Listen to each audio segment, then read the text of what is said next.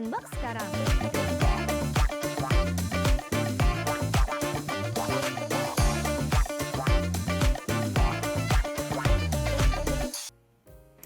Halo semua, kembali lagi bersama saya Johan di Juna Trading ID. Jadi pada kesempatan video kali ini kita akan membahas kembali untuk update dari pergerakan XAUUSD atau gold ini sendiri. Dan seperti yang kalian lihat ya, untuk update kita yang hari kemarin ya, saya harap kalian juga ada dapat sell ya, kurang lebih dari zona breakout intraday ya. Kemudian ada dapat play lagi dari zona ini ya, maksudnya ada dapat sell dari zona breakout intraday, sama kalau ini kemarin namanya zona S1 teman-teman gitu loh. Nah ini kan ada dua zona ya, memang sempat jadi tingkat volatility yang cukup tinggi ya dua zona ini. Nah saya harap kalian ada dapat buy sama ada dapat sell ya teman-teman ya, karena pembahasan kita yang kemarin itu kan kalau di bawah 2920 ya, zona ini bisa jadi zona sell dan ini bisa jadi zona buy gitu. Nah kemarin malam dia naik, terus pas paginya dia turun lagi teman-teman. Nah, puji Tuhan untuk hari ini pun untuk teman-teman yang masuk ya di JTID Learning Center ini, saya sudah kasih arahan juga ya di sini. Nih, OI data hari ini 2880 bertepatan ini, maka kita bisa pantau dulu di zona S2 dan zona S2 itu di sini teman-teman. Nah, ini ya S2 daily gitu teman-teman, di 2880, dan puji Tuhan memang ada dapat ya untuk buy ya untuk area di 2880 ini teman-teman gitu. Nah ini kita dapat dari mana? Nah ini kita dapat semua datanya itu dari open interest data gitu teman-teman. Jadi kalau kalian masih bingung ya cara baca open interest data ini kan sudah saya update juga ya. Untuk open interest data itu kan ada di 2880 ya, di 2880 di sini gitu. Maka kita tunggu di situ. Maka saya juga kasih arahan di sana. Ini juga sudah saya update untuk open interest data hari ini di 2880 teman-teman gitu. Nah sekarang kan 2880 itu udah diambil ya sama dia, ini udah clear ya.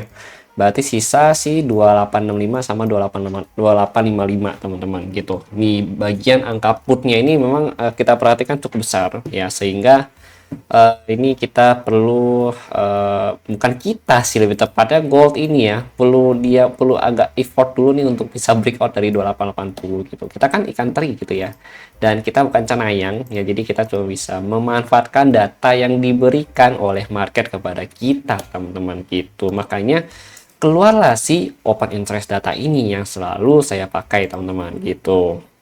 Kalau kalian, untuk kalian yang mau join ya, kalian boleh join aja.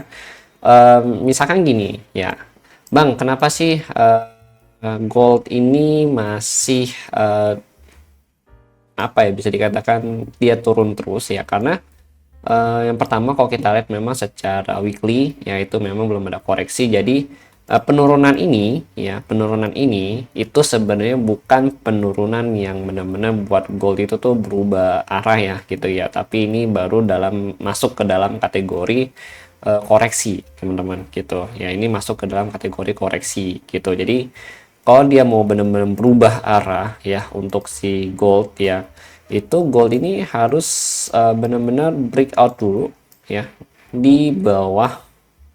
Nah ini mana nih ya, kalau di daily-nya sih ini nggak kelihatan, soalnya ini bukan yang benar-benar turun ya. Struktur daily-nya sih masih kuat naik gitu. Nah ini kan swing height-nya kalau kita perhatikan itu swing height-nya di sini, current swing-nya di sini. Berarti kan ini area breakout-nya nih di sini kan. Nah, dia tuh harus breakout sini dulu guys, gitu ya, kurang lebih di 2550-an ya.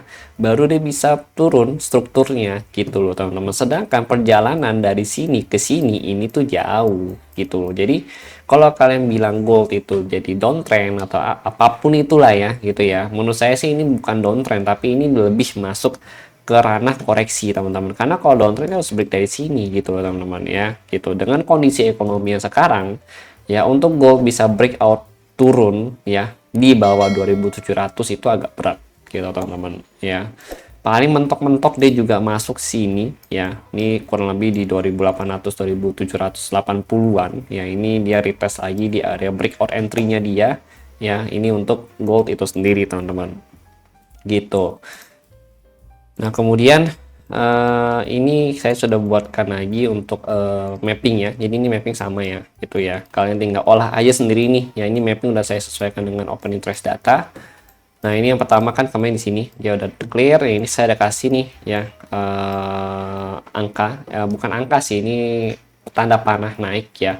Ini tuh fungsinya supaya kalian tahu nih, oh ya ini liquidity-nya di sini, ini ada liquidity di sini. Jadi kemungkinan besar kalau untuk saat ini dari open interest data yang ada ya di sini, bentar, nggak kekirim kan tanah.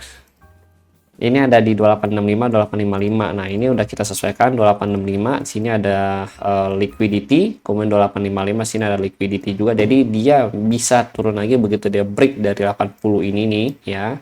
Dia break, dia ngambil liquidity di sini dulu ya. Ngambil liquidity di sini dulu sama di sini antara dua area ini teman-teman gitu loh. Kalau dia misalkan masih mau lanjut turun gitu. Tapi kalau misalkan dia udah mau stay di sini ya, maka nanti dia akan cenderung untuk sideways doang di sini main-mainnya. Atau bahkan kalau dia bisa breakout lagi di atas 2900 ya, di atas 2900 dia baru akan ngejar lagi di harga 2917 sampai 2922 untuk gold hari ini teman-teman gitu. Hari ini juga ada report GDP ya, sama durable goods order ya, ini GDP kuartal 4 sama durable goods order itu di jam 20.30 ya. Jadi harus agak hati-hati untuk kalian semua.